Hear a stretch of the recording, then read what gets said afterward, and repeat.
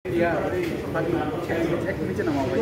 বাংলাদেশে তথ্য আমরা নিতে চাই যে আজকে বাংলাদেশে জুলাই এবং আগস্ট বিপ্লব চলাকালীন সময় সংগঠিত মানবতা বিরোধী অপরাধের দায়ে আসামি শেখ হাসিনা, আসামি আসাদুজ্জামান, একটু নিচে নামাবো।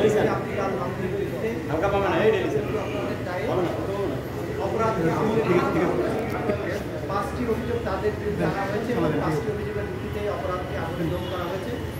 আমরা বিস্তারিত তথ্য মানাদি আদালতে তুলে ধরেছি, যেটা লাইভের মাধ্যমে আপনারা এবং গোটা জাতি শুনেছেন। আমি সেদিকে যাচ্ছি না, আমি শুধু একটি কথা বলতে চাই যে এই বিচার কোনো প্রতিশোধের জন্য নয়, এটা হচ্ছে ভবিষ্যতের জন্য একটা প্রতিজ্ঞা এবং আগামী প্রজন্মকে নিরাপদ একটি বাংলাদেশ উপহার দেবে। আমরা বলেছি এই বিচার হবে আবেগ শূন্য, প্রমাণ নির্ভর, তথ্য নির্ভর, নিরপেক্ষ এবং ন্যায় বিচার। সেটি এনশিওর করার জন্য আমরা দেশবাসী এবং সংশ্লিষ্ট সকল পক্ষে সহযোগিতা কামনা করি। বিচারের মাধ্যমে বাংলাদেশ যে নতুন করে পুনরুজ্জীবনের স্বপ্ন দেখছে, এই বিচার শেষ হওয়ার মাধ্যমে সেই পুনরুজ্জীবনের স্বপ্ন বাস্তবায়ন হবে বলে আমরা বিশ্বাস করি। আপনাদের সবাইকে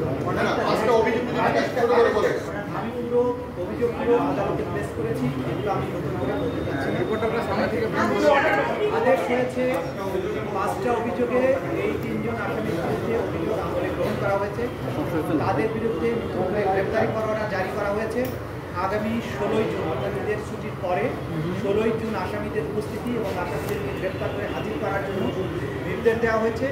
ওই দিন যদি আসামিরা উপস্থিত হন তাহলে সেদিন থেকে আসামি বিচারের প্রক্রিয়া শুরু হবে।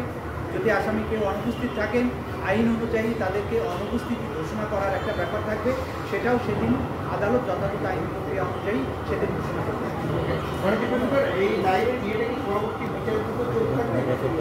আপনারা সবাই জানেন যে আমাদের আইনে লাইভ সম্প্রচার বা সম্প্রচারের ব্যাপারে এটা এখতিয়ার দেওয়া হয়েছে ট্রাইব্যুনালের অনুমতি সাপেক্ষে যখন ট্রাইব্যুনাল মনে করবেন যে এই অংশটুকু সম্প্রচার করতে সাক্ষীর কোনো নিরাপত্তার ঘাটতি হবে না অথবা অন্য কোনোভাবে বিচারিক প্রক্রিয়ার প্রভাব করবে না, তখনই তারা অনুমতি দেবেন। লাইভ সম্প্রচার ভবিষ্যতেও হতে পারে, তবে সেটা নির্ভর করবে আদালতের অনুমতির উপর। যখনই আদালত অনুমতি দিবেন তখনই আমরা চেষ্টা করবো এটা লাইভ করার জন্য। বারবার বলেছি, সেটা আদালতে বলা হয়েছে, নতুন করে